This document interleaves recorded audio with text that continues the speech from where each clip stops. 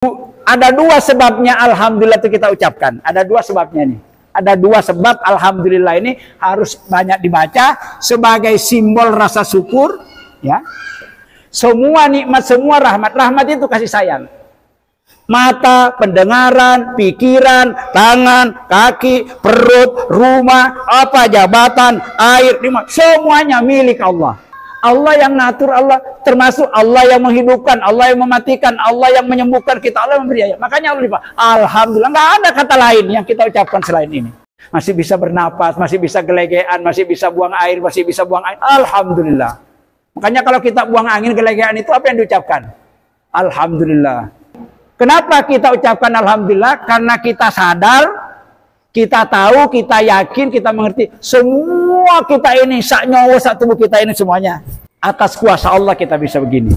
Satu. Ya. Yang kedua, kenapa kita juga mengucapkan alhamdulillah? Karena segala bala. Bala itu malapetaka, Kak, ya. Bala malapetaka. Segala bala, bencana Allah hindarkan. Bagaimana andaikan negara Indonesia ini koyok Palestina? Dan bisa suatu saat terjadi seperti itu. Kalau kita tidak hati-hati, orang-orang Cina masuk semua kayak gini, nanti bisa terjadi gitu. Ya, Allah menghindarkan kita nggak kena gunung Merapi, nggak kena gempa bumi, nggak kena tsunami, nggak kena kebakaran, yang nggak dikirim oleh Allah apa namanya, seperti kayak yang pernah lalu 2-3 tahun yang lalu corona, alhamdulillah sudah hilang ya. Walaupun kita 3 tahun, alhamdulillah sekarang hilang. Bersyukur. Tanda syukur kita, alhamdulillah, alhamdulillah, kita masih hidup. Banyak tetangga kita mati gara-gara apapun, alhamdulillah, alhamdulillah. Ini mungkin bentuk kasih sayang Allah kepada kita ini. Kita ditambah umurnya, disuruh berbuat amal baik yang banyak. Kita ditambah umurnya, barangkali dosa-dosa kita. Nah, ini kita, alhamdulillah, alhamdulillah.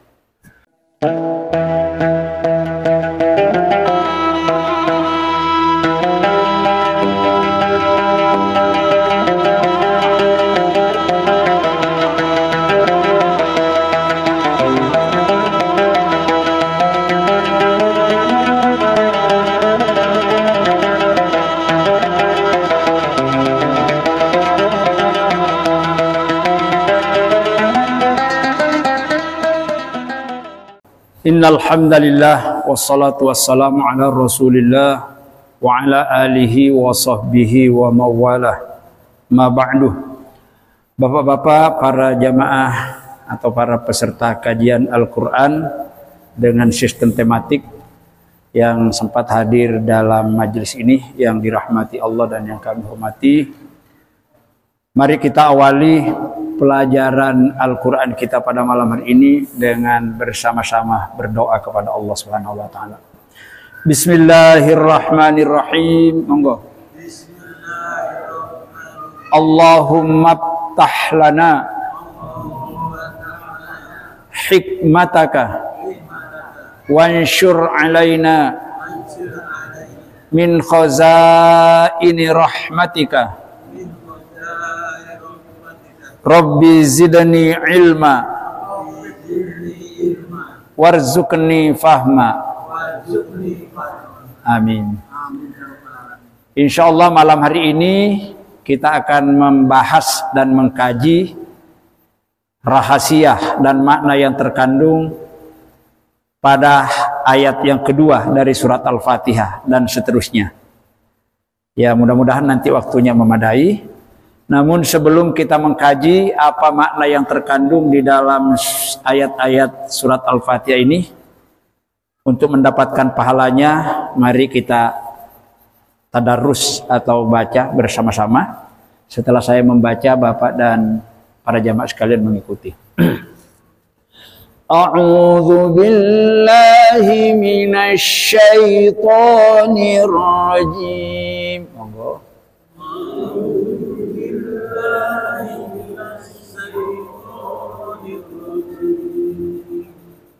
Bismillahirrahmanirrahim.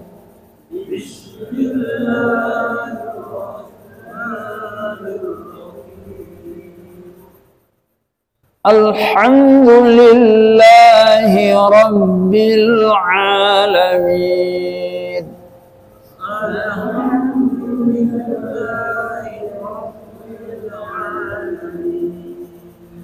Ar-Rahmanir Rahim.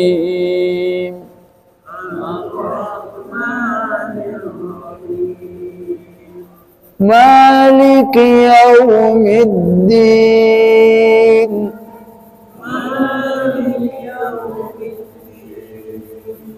Iyyaka na'budu wa iyyaka nasta'in.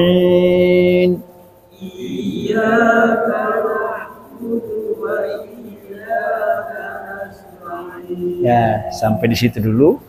Nanti mudah-mudahan 2-3 ayat ini bisa kita lanjutkan. Baik. Surat Al-Fatihah. Al-Fatihah itu artinya pembukaan. Kenapa disebut pembukaan? Karena Al-Quran kalau kita buka itu yang paling kanan pasti surat Al-Fatihah. Maka dikatakan surat Al-Fatihah itu artinya surat pembukaan. Kalau Undang-Undang Dasar 45 disebut preambul, ya, muqaddimah atau pendahuluan. Biasanya pendahuluan itu memuat seluruh isi. Nah, makanya surat Al-Fatihah ini, andaikan Al-Quran itu diperes 30 juz, diambil saripatinya itu, maka itu jadilah Al-Fatihah. Al-Fatihah nih diperes lagi, diambil sarinya, maka Bismillah itu. Ya, maka Bismillah itu kedudukannya luar biasa. Nah, ini jadi tempo hari dengan awalnya manusia itu tidak ngerti siapa Allah, siapa yang berhak disembah, siapa yang mematikan, siapa yang menghidupkan, siapa yang menciptakan alam ini, siapa yang memberi fasilitas kepada seluruh manusia. Asal mulanya itu manusia tidak ada yang tahu. Tidak ada yang tahu, gaib. Karena Allah maha sayang kepada hambanya melalui manusia, maka dikasihlah petunjuk berupa wahyu Al-Quran.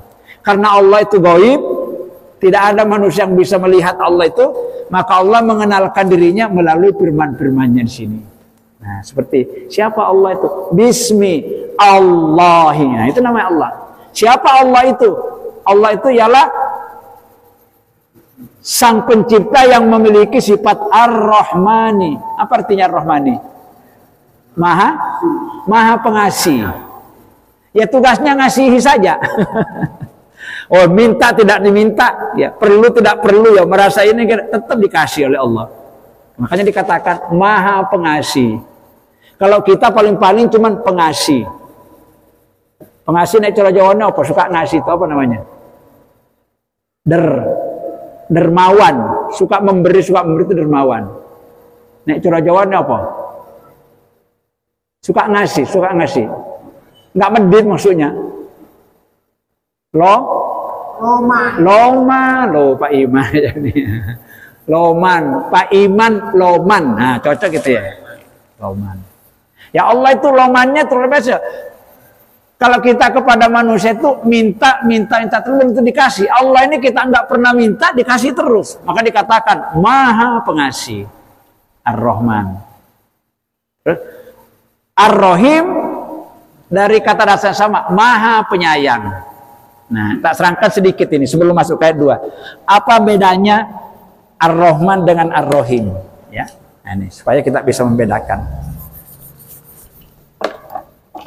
Ar-Rahman.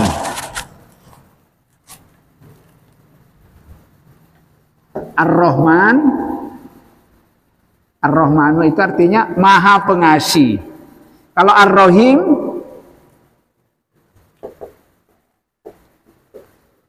Maha Penyayang. Jadi di sini kan ada Bismi. Terus di sini ada Allahi. Inilah yang Allah ini mengenalkan nama zatnya dulu, selanjutnya mengenalkan nama sifatnya. Apa sifatnya Allah? Apa tugasnya Allah itu kepada Ar-Rahman, Maha Pengasih. Yang dikasih itu bukan cuma manusia, ya malaikat, ya jin, manusia, semua termasuk cacing-cacing ada dalam tanah itu nggak ada tidak dikasih. Kalau tidak dikasih ya mati cacing itu. Nah, itu intinya Allah, Maha Pengasih. Ar-Rahim, Maha Penyayang. Sifat kasih sayang Allah ini bersifat umum. Nah ini sama-sama yang sebenarnya bersifat umum. Bersifat umum. Artinya seluruh hambanya itu ya, bukan cuma manusia, termasuk manusia yang taat, manusia yang kafir, manusia yang munafik, manusia yang zalim, semuanya dikasih oleh Allah. Innar Rahman. Maka dikatakan Maha Pengasih. Dan tak pilih jadi Allah itu Maha Pengasih, tak pilih kasih. Di dunia begitu. Di dunia itu semua dikasih. Ada orang mengatakan, itu kan orang kafir. Itu kan orang ahli maksiat. Kenapa kok kaya? Biasanya ada kayak gitu ya. Ini orang ahli ibadah ini kok, kenapa kok nggak dikasih banyak? Padahal dia taat.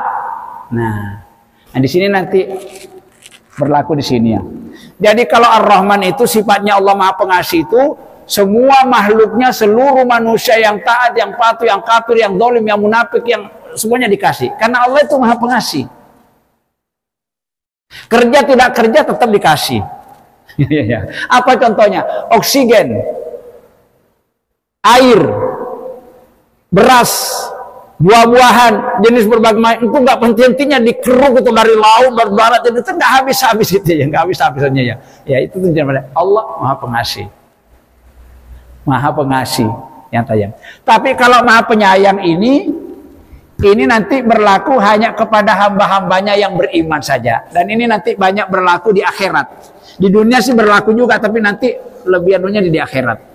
Semua hamba Allah yang taat, yang patuh nanti pasti disayang oleh Allah. Kalau sudah disayang otomatis dikasih. Dikasih belum tentu disayang. Kalau kita memberikan sesuatu kepada orang lain tapi kita tidak senang, kan dikasih tapi nggak senang. Nek cara jawabannya apa Pak? Dikasih tapi nggak senang. Biasanya kayak gini, kelepen kape yo, muga-muga kok nanti keseletan ben cepet mati kok niku. Ya. Itu dikasih tapi nggak senang. Cara jawabannya dilulu. Bukan di bahasa Jawa, di bahasa Indonesia. Apa nek cara jawabannya kira-kira Pak Adi? Dilulu itu apa ya?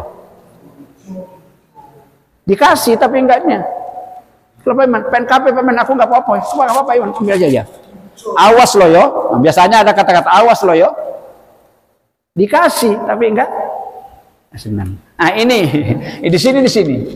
Jadi Allah itu hambanya yang disenangi, hambanya yang baik, hambanya dikasih semua. Kenapa? Allah itu Maha Pengasih. Maha Pengasih Allah itu. Maha Pengasih.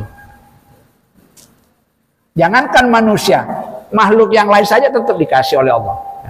Tapi kalau Ar-Rahman Maha Penyayang, ini nanti sudah. Kalau di sini tak pilih kasih, tak pandang saya. Kalau di sini nanti pilih kasih, pilih sayang. Yang disayang nanti di akhirat ini akan kelihatan hanyalah hamba-hambanya yang taat, yang mau ngikuti Allah, taat. Orang yang taat kepada Allah itu perintahnya dikerjakan, larangannya dihindari. Insya Allah kita nanti mudah-mudahan termasuk di dalamnya, masuk di sini. Jadi ya. Jadi kalau makanya yang kita itu orang kafir kok dapat tuh? Ya Allah itu Maha Pengasih. Kalau begitu Allah pilih-pilih kasih berarti ya. Di dunia itu Allah nggak pilih kasih, semua dikasih. Ada yang dikasih diridhoi, ada yang dikasih tapi dilulu.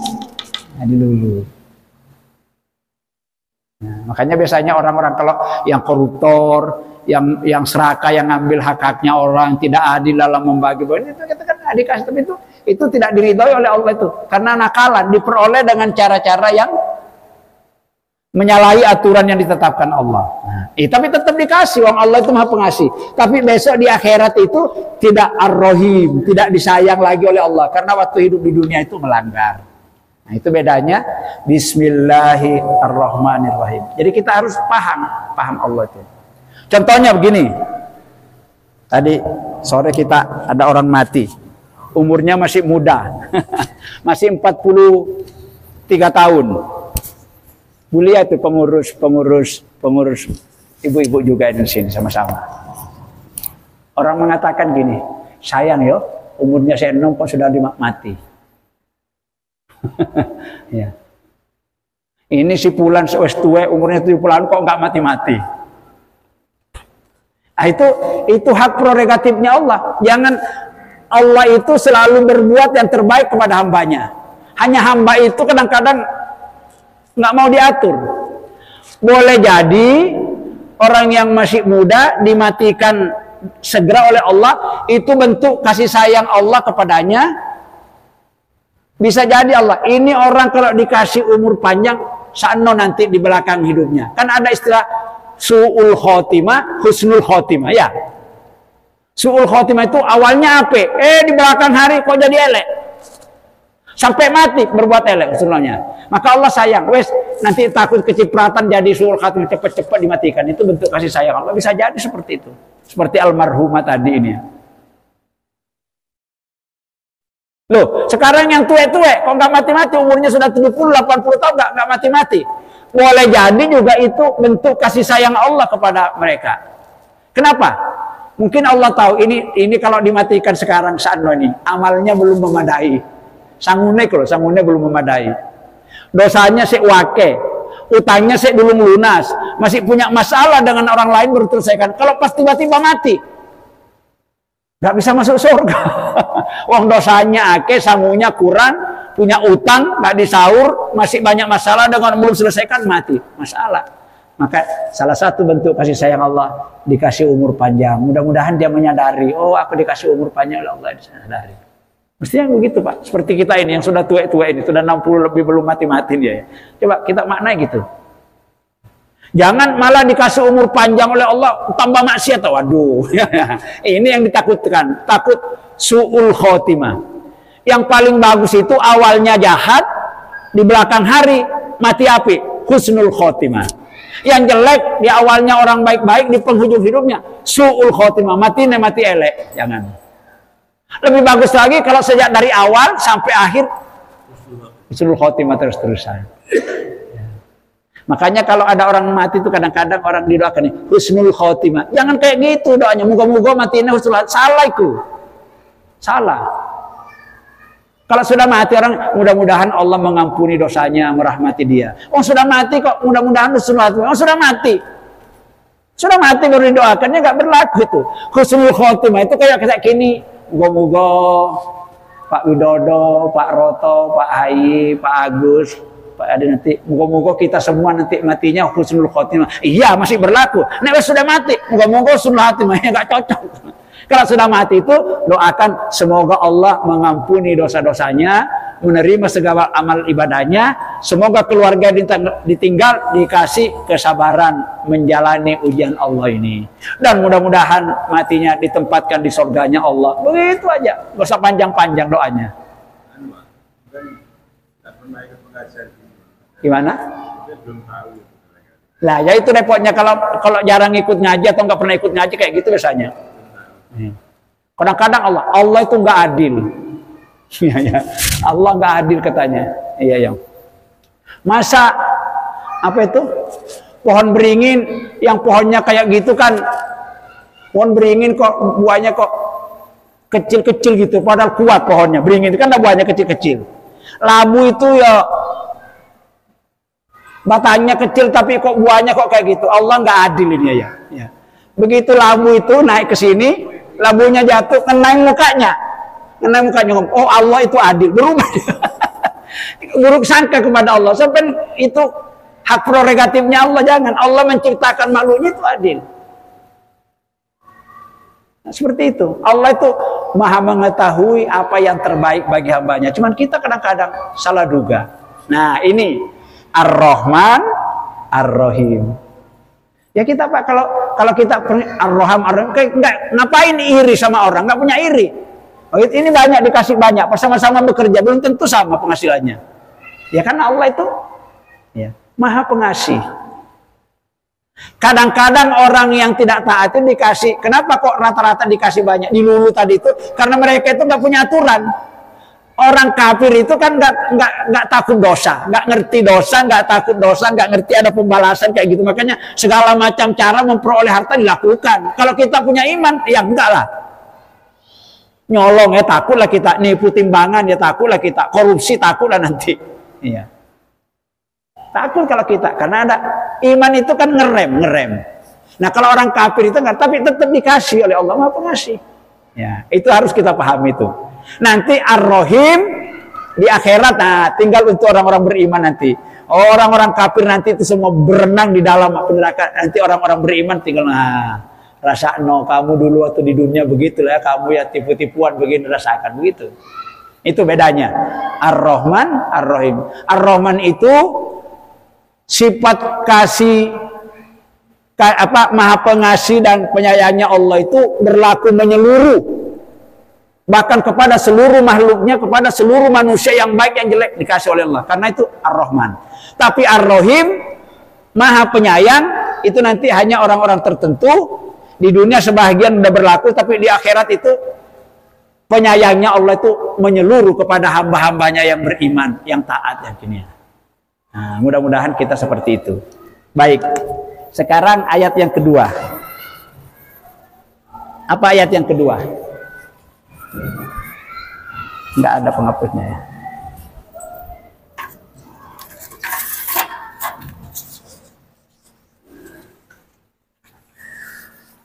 Ayat yang kedua itu kan alhamdulillah. Kayak gini tulisannya. Alhamdulillah. Lillahi, direnggangkan ya supaya tahu. Lillahi ada 4 kata. Robbi al-alamin.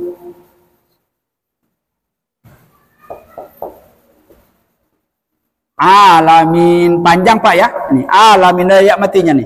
Alamina kalau berarti alamin. Hati-hati. Surat Al-Fatihah itu terdiri dari 7 ayat. Coba lihat Pak, panjang semua itu terakhirnya. Jadi bacanya itu kalau kita sholat Bismillahirrahmanirrahim, ditarik Pak, diseret bawah. Alhamdulillahirabbil alamin. Walaupun dibaca pelan-pelan. Ar-Rahmanirrahim, Maliki yaumiddin, Iyyaka na'budu wa iyyaka nasta'in. Panjang semua. Selanjutnya ya kenapa? Ihdinas siratal mustaqim, siratal ladzina an'amta 'alaihim ghairil maghdubi 'alaihim. Ada 7 ayat dia. 7 ayat Pak. Semuanya panjang. Kalau ada orang sholat mau contohnya kayak gini. Bismillahirrahmanirrahim. Salah. Alhamdulillahirabbil alamin. 2 salahnya. Maliki yaumiddin, salahnya 3. Ar-Rahmanirrahim, salah 4. Ihdinas siratal mustaqim, salah 5. Iyyaka na'budu wa iyyaka nasta'in, salah 6. Siratal ladzina an'amta 'alaihim ghairil maghdubi 'alaihim waladdallin, salah 7. Di mana letak salahnya? Di akhir ayat. Karena itu panjang, pendekkan. Itu berubah maknanya. Ya, coba ya. Segala puji, ini coba. Alhamdulillah, segala puji lillahi, hanya milik Allah. Hanya kepunyaan Allah. Siapa Allah itu? Robbi. Robbi itu banyak mananya. Robbi pencipta, Robbi pemilik, Robbi pengasuh, Robbi penguasa, al-alamin, alam semesta, alamin, alam semesta. Kalau tidak dipanjangkan, Robbil alamin, Tuhan yang sakit, jauh sekali. Robbil alamin dipanjangkan, Tuhan pencipta semesta alam, al-alamin. Tapi kalau Robbil alamin, Tuhan pencipta sakit. Masa Tuhan pencipta kok Tuhan sakit? Enggak lah ya. Hati-hati. Jadi panjang pendek seperti itu. Mari kita lihat di sini. Alhamdulillah. Artinya apa Pak? Alhamdulillah. Segala puji. Ini alnya inilah yang berarti segala ini. Al. Hamdu itu artinya memuji. Nah di sini ada al tambahan ini. Ini namanya huruf tambahan. Alhamdulillah diartikan segala. Hamdu puji. Siapa yang paling kita puji di dunia ini? Yang paling kita sering kita puji-puji siapa Pak? Istri, anak, harta, duit, pangkat, kedudukan, jabatan, rumah, mobil, sawah, ladang, kebun, binatang. Mana yang paling kita? Yang paling kita puji, yang paling memuji, yang paling kita puji, yang paling kita senangi, yang paling kita cintai. Allah Subhanahu wa Ta'ala. Mestinya. Mestinya. Ya. Jadi mestinya yang benar itu yang paling kita cintai, yang paling kita patuhi itu adalah Allah, mestinya. Nggak boleh Allah itu kalah dengan presiden, kalah dengan gubernur, kalau nggak boleh ya. Kalau kita sama-sama diperintah, presiden merintah Allah dulu. Tapi dalam prakteknya nggak kayak gitu. Ya.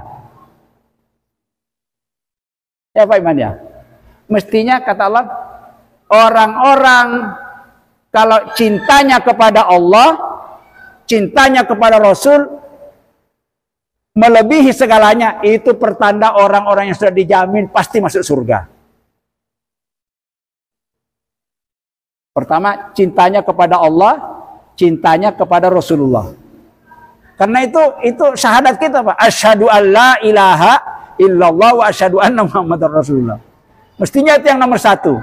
Tapi karena kita tidak paham, kadang-kadang itu ya Allah dan Rasul itu nomor 111, Pak Roto.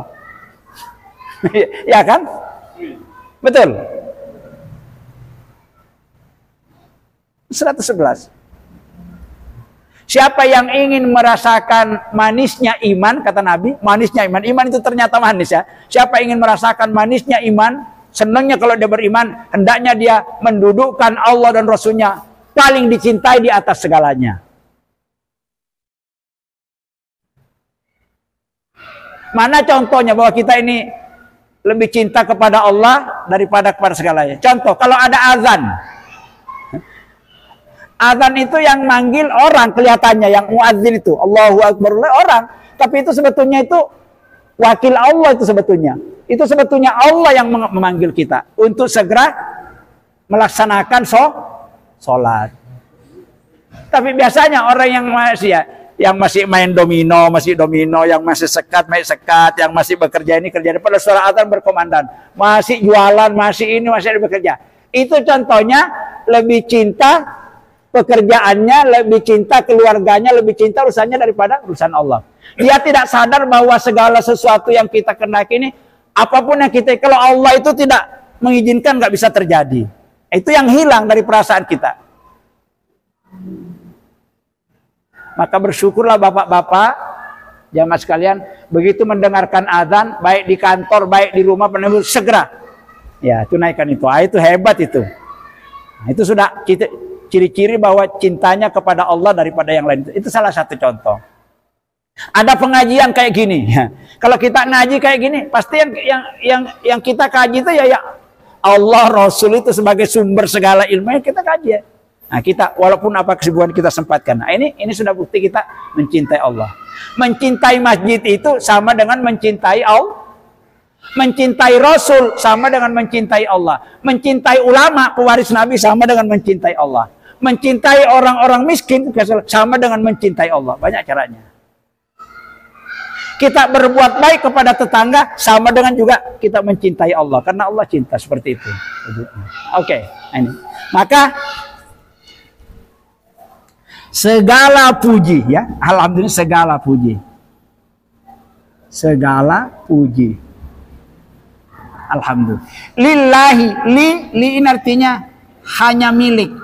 Ini. Ada dua kata nih, hanya milik Allahi Allah. Segala puji hanya milik Allah.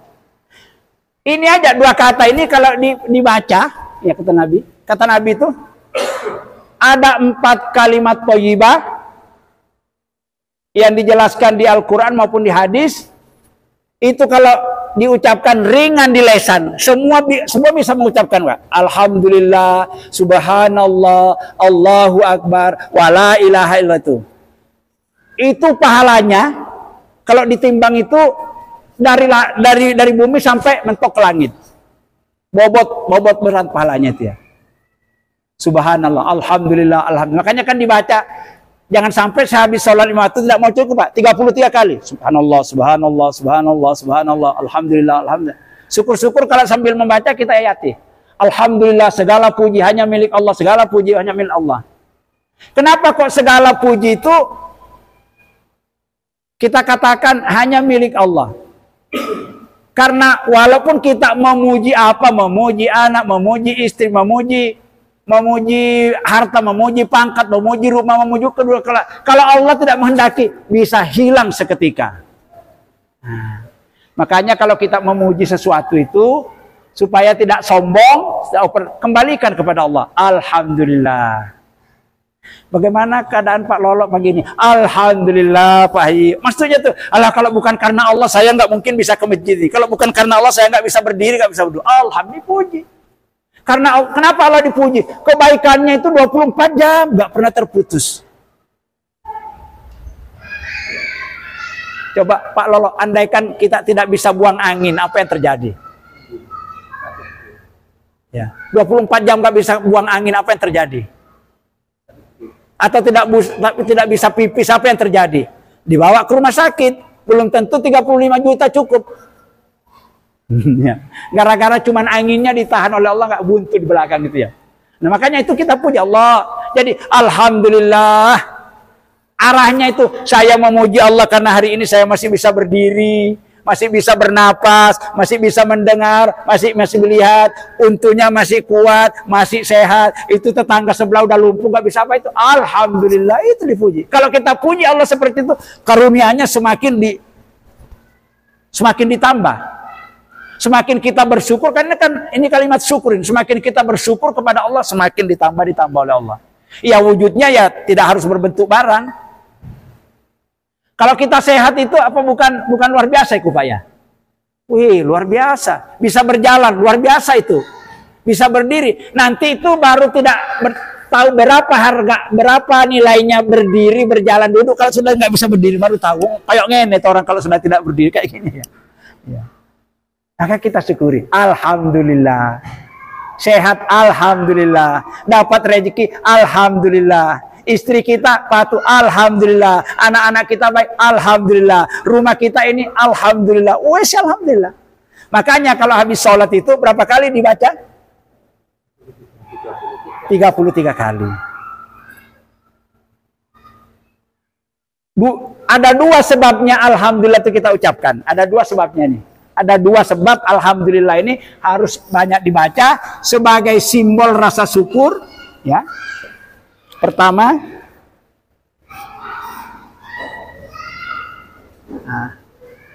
segala nikmat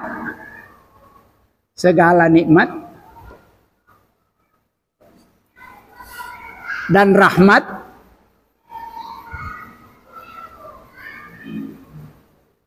semuanya ditentukan Allah. Ini satu nih. Semua nikmat, semua rahmat itu kasih sayang. Mata, pendengaran, pikiran, tangan, kaki, perut, rumah, apa jabatan, air, semuanya milik Allah. Milik Allah. Allah yang ngatur, Allah termasuk Allah yang menghidupkan, Allah yang mematikan, Allah yang menyembuhkan kita, Allah yang memberi. Makanya Allah alhamdulillah, nggak ada kata lain yang kita ucapkan selain ini. Alhamdulillah. Alhamdulillah. Masih bisa bernapas, masih bisa gelegean, masih bisa buang air, alhamdulillah. Makanya kalau kita buang angin, gelegean itu apa yang diucapkan? Alhamdulillah. Ada orang cus ngentut, dipisui, jangan, itu bersyukur. Cuman aturannya kalau di tengah orang jangan ngentut, ya berarti kan podo ngeracun orang gitu ya. Tapi disyukuri itu, alhamdulillah. Ya. Ini kenapa kita ucapkan alhamdulillah? Karena kita sadar, kita tahu, kita yakin, kita mengerti semua kita ini, sak nyawa, sak tubuh kita ini semuanya atas kuasa Allah kita bisa begini. Satu. Ya. Yang kedua, kenapa kita juga mengucapkan alhamdulillah? Karena segala bala itu malapetaka Kak ya, bala malapetaka. Segala bala, bencana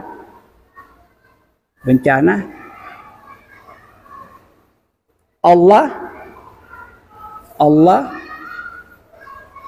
hindarkan. Seperti sekarang. Bagaimana andaikan negara Indonesia ini koyok Palestina? Dan bisa suatu saat terjadi seperti itu. Kalau kita tidak hati-hati, orang-orang Cina masuk semua kayak gini, nanti bisa terjadi gitu. Ya, Allah menghindarkan kita nggak kena gunung Merapi, nggak kena gempa bumi, nggak kena tsunami, nggak kena kebakaran, yang nggak dikirim oleh Allah apa namanya, seperti kayak yang pernah lalu 2-3 tahun yang lalu corona, alhamdulillah sudah hilang ya. Walaupun kita 3 tahun, alhamdulillah sekarang hilang. Bersyukur.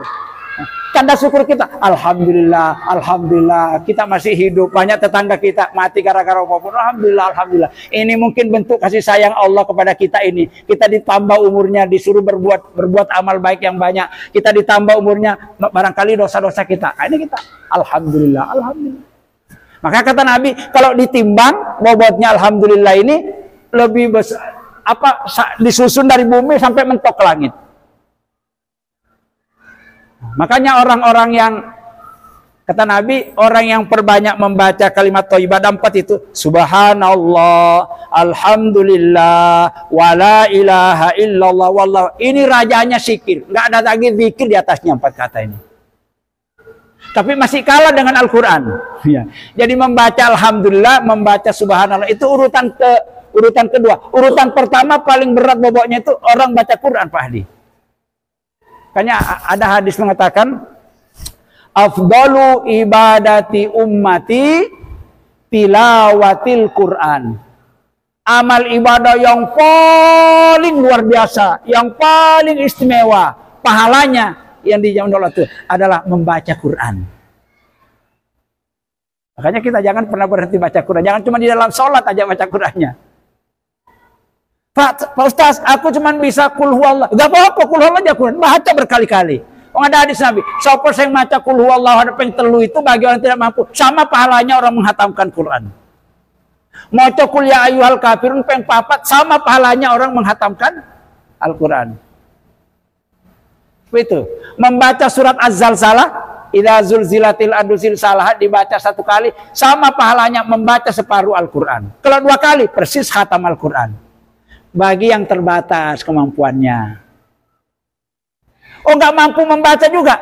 Kalau ada pengajian kayak gini, di Al-Quran dibacakan, datang duduk dengarkan, sama. Orang membaca Al-Quran dan mendengarkan itu sama. Apalagi kalau dijelaskan artinya. Itu besok ditimbang, amalnya itu mentok sampai ke langit, Pak. Jadi nggak usah khawatir orang yang senang mengucapkan alhamdulillah, alhamdulillah, subhanallah, subhanallah, lebih ya. Sekurang-kurangnya 33 kali. Ditutup dengan la ilaha illallah wahdahu la syarikalah lahul mulku pas 100. Jadi kita membaca itu dalam sehari semalam jangan kurang 100 kali, Pak. Subhanallah, alhamdulillah, wala ilaha illallah, jangan kurang. Istighfarnya juga jangan kurang. Kata Nabi, siapa yang langgeng membaca kalimat istighfar 100 kali dalam sehari semalam, dijamin sampai mati tidak akan melarat. Kaya enggak, tapi nanti ada saja rezekinya oleh Allah. Baca sholawat 100 kali sehari semalam, jangan kurang. Allahumma sholli ala Muhammad, sebenarnya kurang ya. Boleh dibaca berdiri, duduk, ya. Sambil nonton TV, Allahumma sholli ala Muhammad, boleh berdiri. Ya. Tapi paling bagus itu kalau lesannya membaca, hatinya ikuti. Siapa yang membaca la ilaha illallah al-malikul haqqul mubin, segala urusannya terutama mencari rezeki akan dimudahkan oleh Allah. Ada semua kuncinya, cuma kita nggak telaten.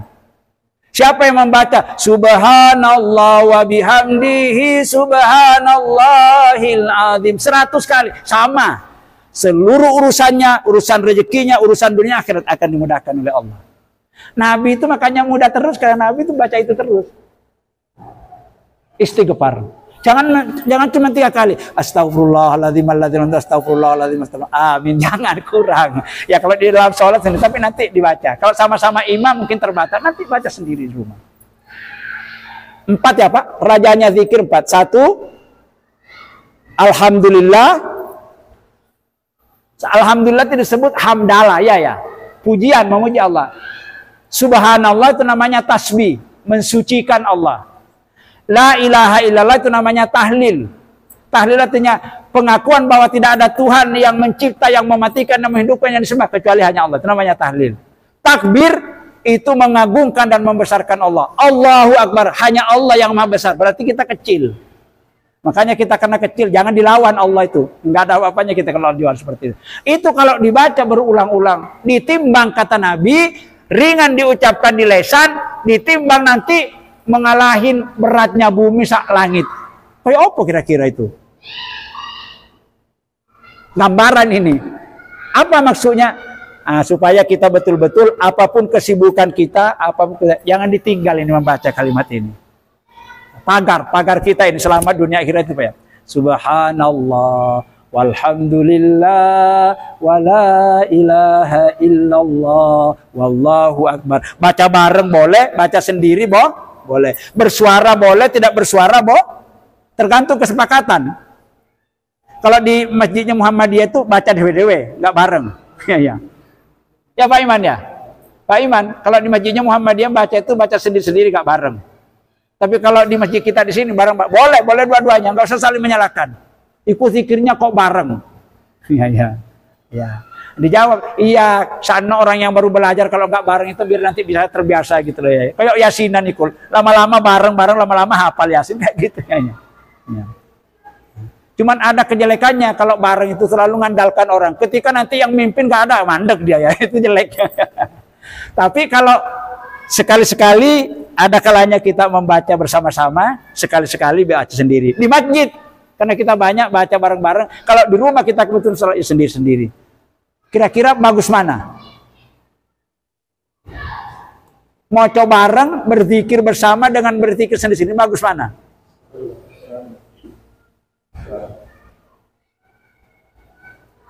Bagus mana Pak? Doa sendiri dengan doa bersama bagus mana?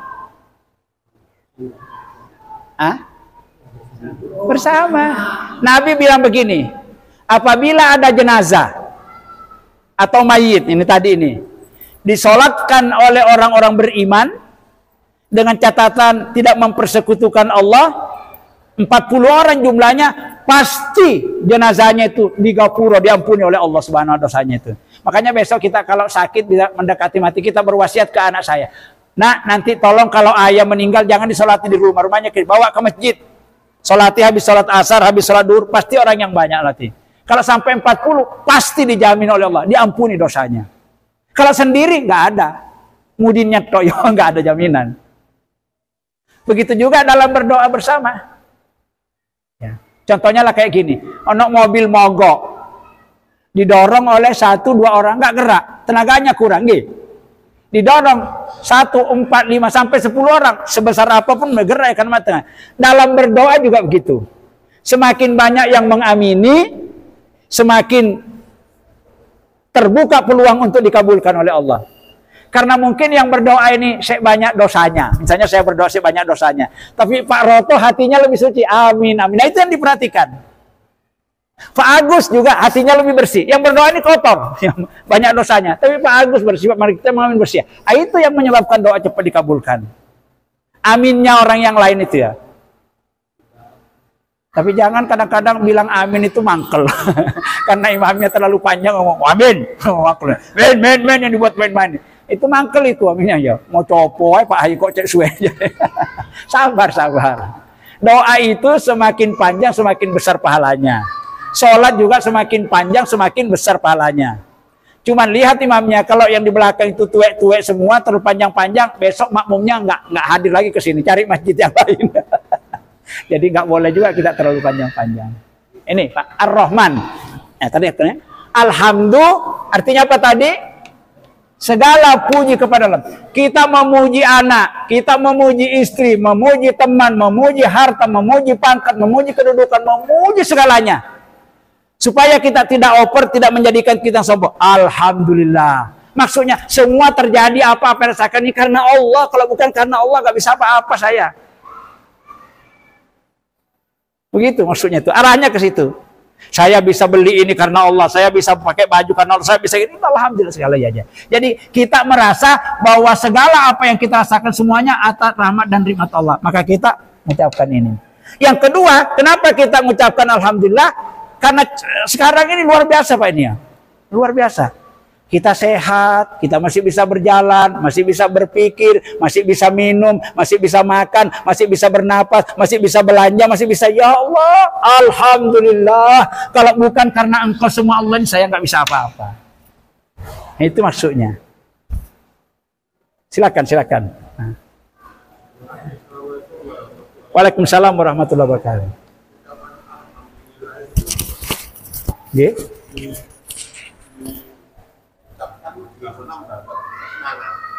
Ya, pokoknya merasa kita bahwa kita mendapat nikmat. Iya, iya. Tapi kalau kita mendapat musibah, boleh tidak kita alhamdulillah? Kalau mendapat musibah bukan alhamdulillah kita ucapkan. Apa? Bisa, subhanallah bisa.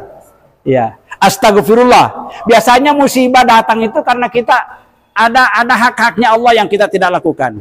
Maka kita astagfirullah. Kita keluar dari masjid ada batu, ditendang. Yang dibaca alhamdulillah, apa innalillah, apa astagfirullah, apa Allahu akbar.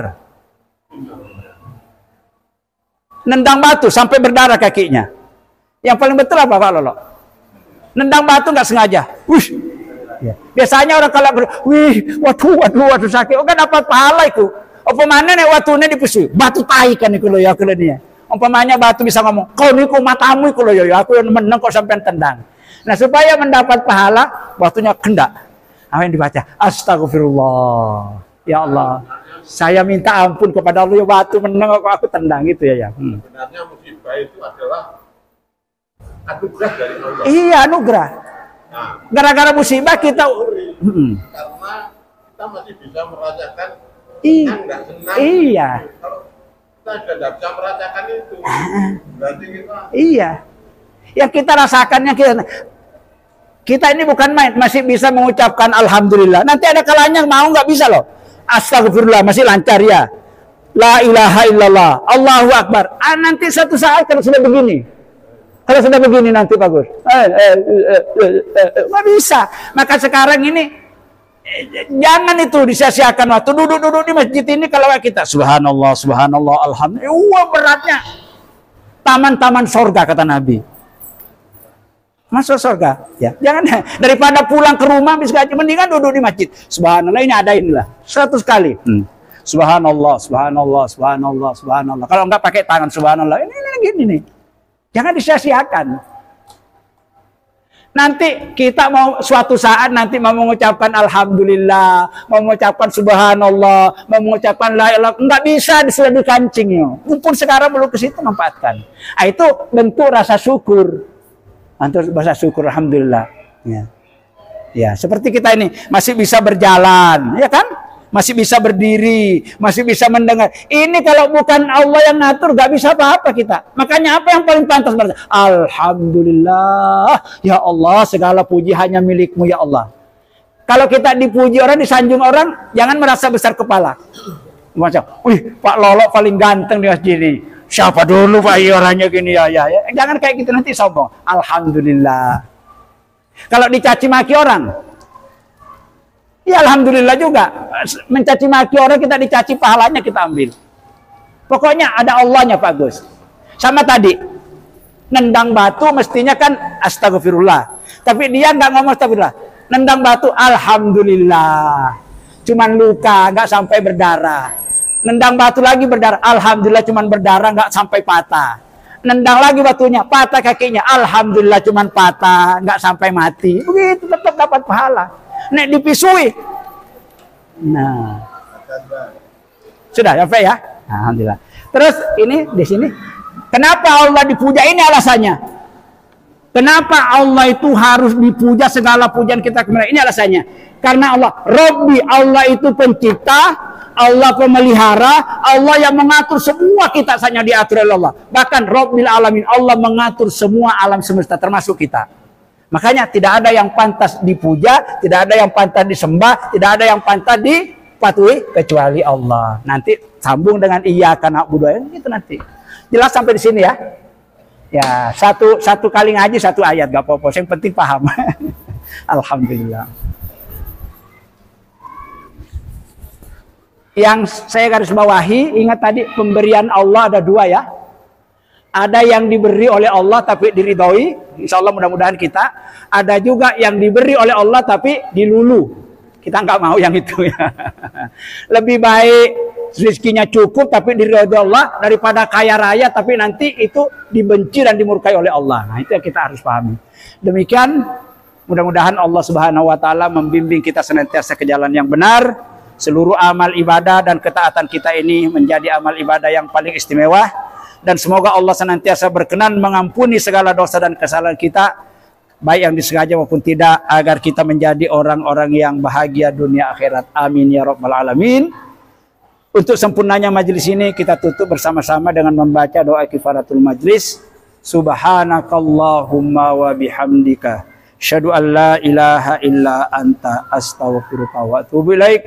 Alhamdulillahirabbil alamin. Assalamualaikum warahmatullahi wabarakatuh.